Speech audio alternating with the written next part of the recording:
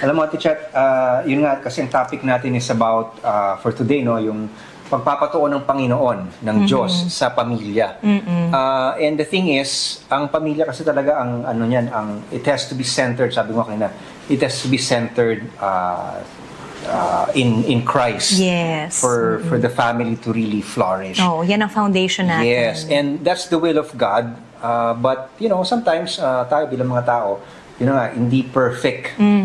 But it is the Lord who makes the family perfect. Siguro yun yung kailangan natin tandaan. And that is why, gusto ko lang sabihin to kasi yung guest natin for today is a very special guest. Nalala ko tuloy, Ate Chat, kasi di ba invite natin si Deacon Steve dito sa programa. And alam natin yung story ni Deacon Steve na siya isang single parent as a father. And now, para ho sa mga nakikinig at nanonood ho sa atin, kaya ho special itong interviewin natin for today. Hindi lang dahil sa napakabuting kaibigan ho namin ito, but her life, yung talagang buhay niya, ay isang testimony, patotoo ng isang ng a life of miracle. Actually, narinig nyo na po yung boses niya nung siya in-interview ni Shek. Pero ngayon, espesyal dahil makikita niyo po siya in person dito sa ating studio sa KKK. At saka, syempre, ang focus nga natin ngayon, dahil siya yung ating guest, is for those siguro that are going through yung mga single parenthood and another opportunity. Kasi you know what, sinabi ko naman to dati, yung mga single parents, the Lord parang has a special place. Meaning, they have a special place in the hearts of the Lord. Yes. So without further ado, dami naman sinabi. Ito po, our very special guest for today, Ate Melise, Sister Melise Perez. O, yun. Alapak naman tayo dyan.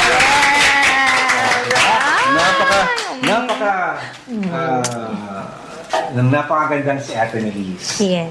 So, magandang hapon sa inyong lahat. Oo, hindi lang maganda, pati boses maganda. Kasama namin yan sa choir. Si Ate Melise po ay member ng ating choir. At saka, napakagaling na artist po niyan. Yes, interior designer po siya. Di ba? Okay. So, kamusta po kayo, Ate Melise? Ayos naman. Sa awa ng Diyos, lagi akong blessed. Yes. Pati pamilya ko. And alam niyo naman yung storya ko, cancer-free na ako. Amen! For 1 Thank year. you, Lord. Hallelujah. Amen. So, yun din ho yung isang testimony, kaya talagang inspiration si Ate Melise because of her story about, cancer-free na siya for 1 year, no? And it is a testament talaga nung grace ng Panginoon sa buhay niya.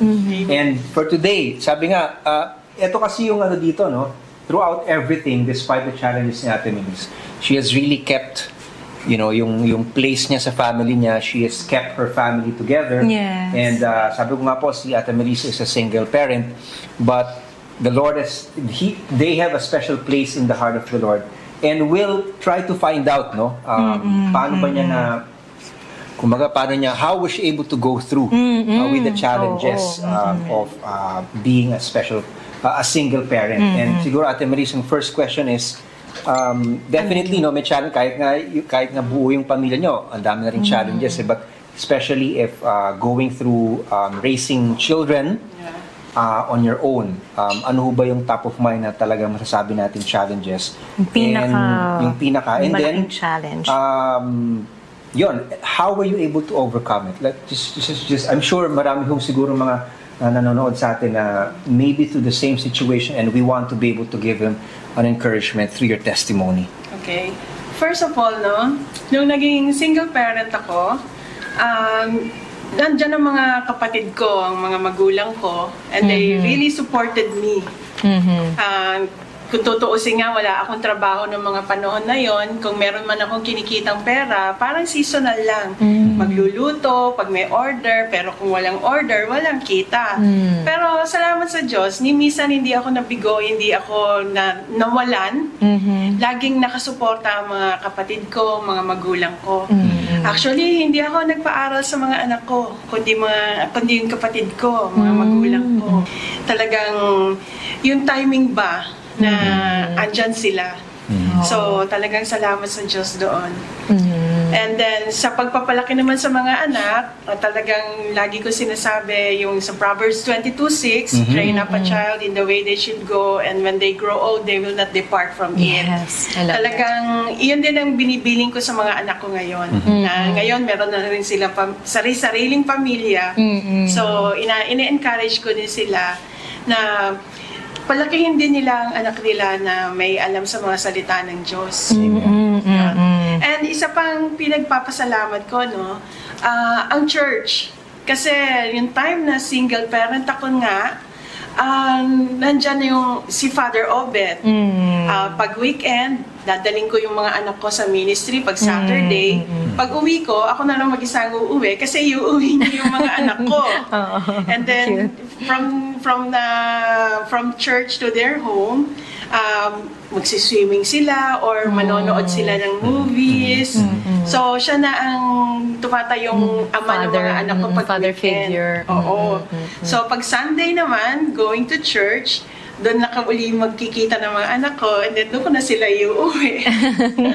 So, ganun ang buhay namin noong time na maliliit pa sila. Oh, ang ganda ng witness ni Ate Melise dahil growing up din, kami ng family ko, nakita din namin kung paano niya dinala yung mga bata. Very close actually kami dun sa mga anak ni Ate Melise. And ngayon naman, yung anak namin ni Kuya Richie, si Agatha, kasama ni Yana, yung apo naman ni Ate Melise sa dance. So, yan, ganun ka-faithful yung yung si Ate Melise sa church dahil nga yung na-feel mo yung presensya ng Panginoon.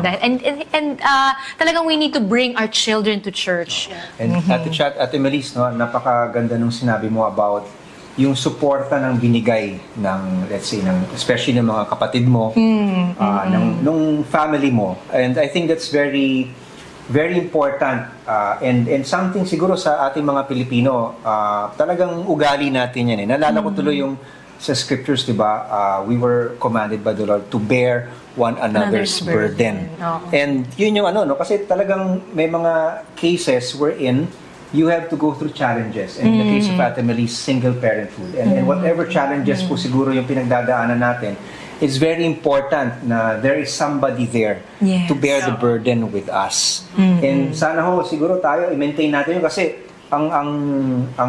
siguro ang danger or risk na meron with the modern world ngayon, di ba? Yung andyan na yung mga philosophy about yung value ng family. Pero actually yung pinaka-support system mo di ba?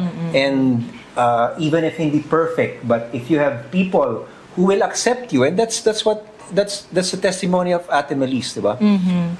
The acceptance and the support na ibinigay ng pamilya niya, yun yung nagbunga na meron siyang, yung mga anak niya ngayon, they have their own families as well. And napaka-importante po siguro yung prinsipyo na yun, yung bearing one another's burden. Oo, nabanggit mo na meron kang scripture verse, yung bearing one another's burden. Kayo naman po, Ate Melise, baka meron po kayong gustong i-share na word from the Lord or scripture, Bible verse na pinanghawakan nyo all these years? Yes, especially, through your situation.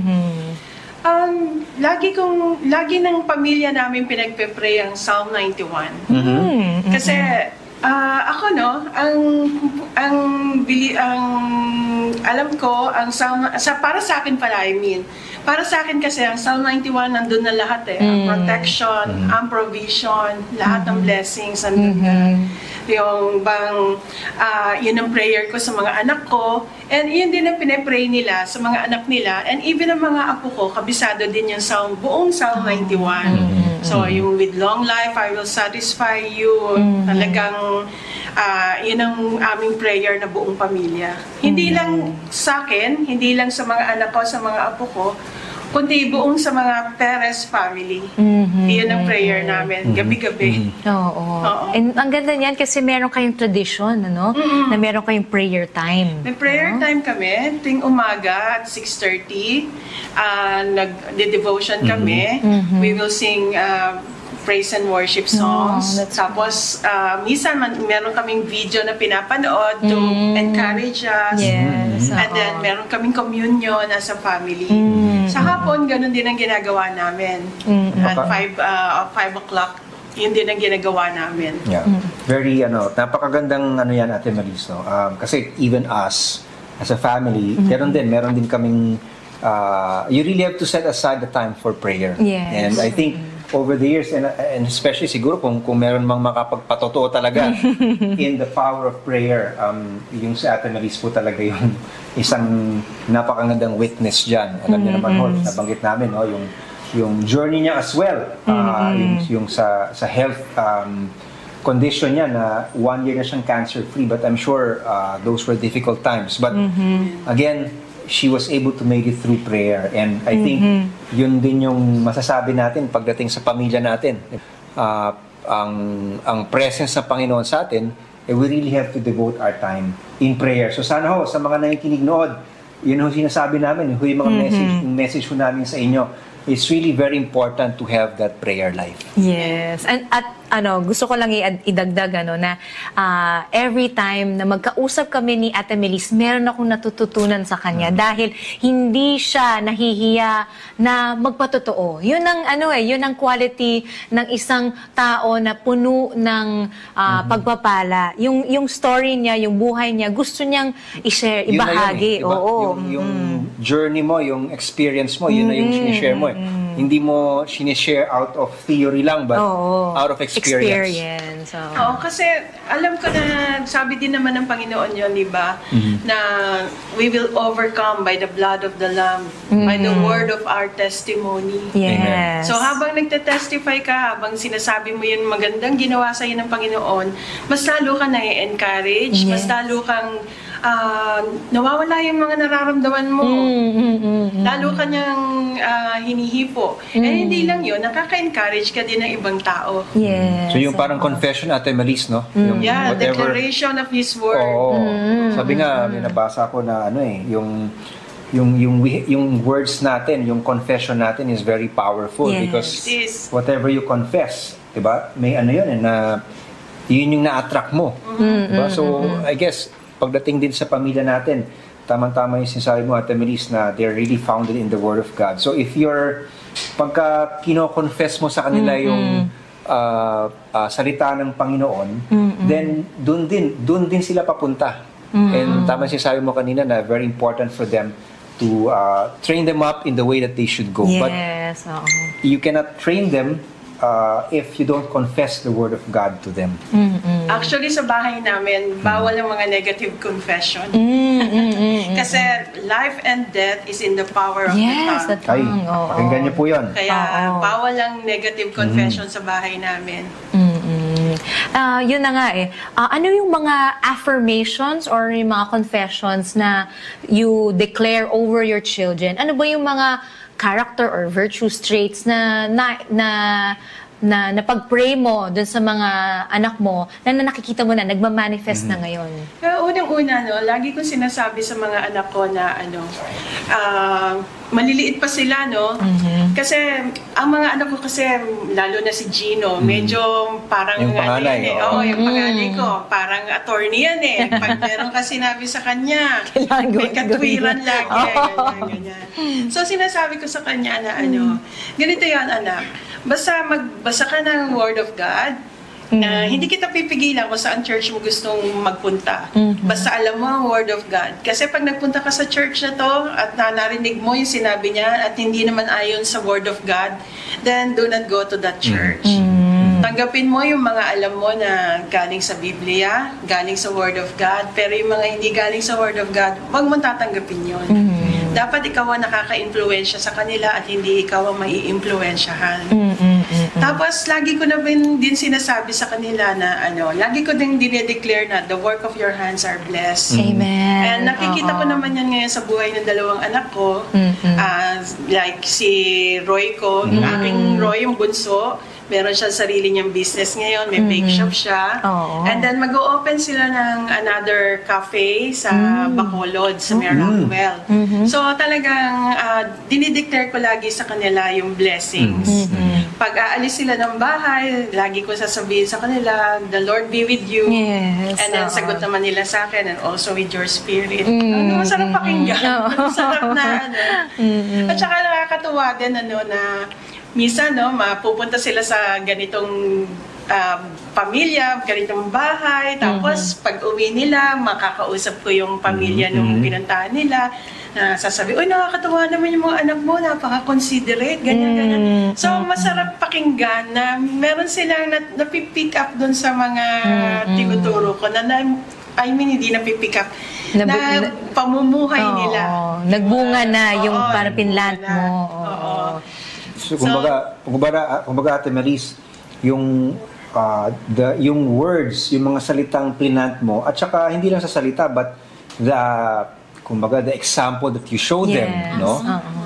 Parang seed yan sa buhay nila na eventually they will also take it on. Like in your case, sa mga anak mo na when they have their own families, naka-ano na yun doon naka-ingrain na sa kanila, di ba? Yung salita ng Panginoon, yung example na nakuha nila sa buhay mo, and that is why yun din yung in-impart nila sa pamilya nila. And sa mga anak siguro po, Sa mga anak nila. napaka gandang mensahe po yun. Sana ho tayo bilang mga magulang, talagang will take the responsibility to really plant what is right in the hearts of our kids. Kasi very important po yun, yung sabi nga natin, Melis, ayaw niya ng mga negative. Kasi yun a lot of things, nagsisimula sa isang napakaliit na perhaps na salita. Perhaps siguro, a word of discouragement can be something na na pwedeng magbunga ng yan, di ba? In the future. So that is why very important na we're very careful also dun sa words at saka sa ikta natin. Kasi mahirap yun na sasabihin mo, ganito gawin mo, pero iba yung ginagawa natin. Yes, diba? So, mas nagiging alive kasi sa buhay nila kapag tugma. Diba? Consistent tayo sa ating actions and our words. yun. So Ate Melis, eto na lang, sabi ko nga, baka I'm sure you've overcome a lot of things. But for those, especially kung meron tayong mga viewers, especially those siguro that are single parent also, that maybe nagsisimula pa lang din sa ganitong challenge sa buhay nila, what is your message to them? Kumbaga, ano yung pwede na panghawakan? Kasi na-ano mo na yun, na-surpass mo na yun, di ba? Unang-una, you really have to have a relationship with the Lord. Yes. Kasi kasama na ng relationship sa Lord yung lahat ng benefits mo, lahat ng benefits ni Abraham, lahat ng blessings ni Abraham sa'yo. So, yun ang payo ko sa inyo. And then, syempre, palaki ng mga bata na alam ang salita ng Diyos. Kung maaari nga, isama sila sa ministry, let them join the ministry. Kasi nakakatulong din ng mga kaibigan. Like yung apo ko ngayon, nasa ministry. Enjoy na enjoy siya. And then, siya pa ang nag-encourage sa kuya niya na magsimba tayo, magsimba ka. Ganun. Yes. So talagang kailangan palakihin sila sa simbahan. So yun din nga pala yung isang dati sa school na secular school sila nagsisimba nag-aaral. Pero sabi ko iba natututunan nila So sabi ko sa school ng church. So praise God. Dami silang natutunan Nadala nila pinapahimahagi nila Amen. sa mga anak nila ngayon. So napakagandang. So relationship with the Lord and be founded in the Word of God. I think yun yung napaka-importante. Ate Melis, unfortunately medyo, alam niyo naman tayo, may konting time limitation tayo. Pero siguro as we end, so alam ko nagbigay ka na ng message sa mga nakikinig sa atin. Pero siguro, I'm sure, makikinig yung mga family mo dito sa ating programa. What message, ano yung gusto mong ibigay sa kanila? Sa family mo, sa mga anak mo, sa mga apo mo. Salamat sa pagsuporta niyo sa akin bilang single na magulang. Nakatulong ko kayo sa pagpapalaki sa mga anak ko. Hindi lang sa spiritual na bagay, kundi pati sa material na bagay. Talagang malaking pasasalamat ko doon. And sa mga anak ko naman, maging mabuting example sa inyong mga anak, maging provider. Huwag niyo silang pababayaan, hindi lang sa mga anak, kundi pati sa inyong mga asawa. At huwag niyo kalilimutan na ang salita ng Diyos pa rin ang very powerful sa lahat ng mga susuungin nyo sa buhay. Napaka-powerful, yet so simple, no? Yes. Pero, Faith, kasi hindi ko talaga matiis dahil alam niyo naman po kasama ko si Ate Melissa Choir. Yan. Gusto ko lang malaman, Ate Melissa, meron ka bang special song na top of mind dun sa faithfulness ni Lord sa'yo bilang magulang? Baka makatulong sa ating mga viewers. Meron akong favorite song, yung Throne of Praise. Yung bang nabibuild natin yung throne when we praise the Lord, when we praise our God. Kasi parang sa lahat ng blessings na natatamo ko, talagang ang maibibigay ko lang sa Lord is yung i-praise ko siya, i-bless ko siya, and also to bless others. Thank you, Ate Melissa. Baka next time pwede natin i-play yan, no? Pagkahanap natin yung Throne song of na yan. Praise. But again, o baka kantahin ni Ate Melissa. baka kantahin ni Ate Melissa.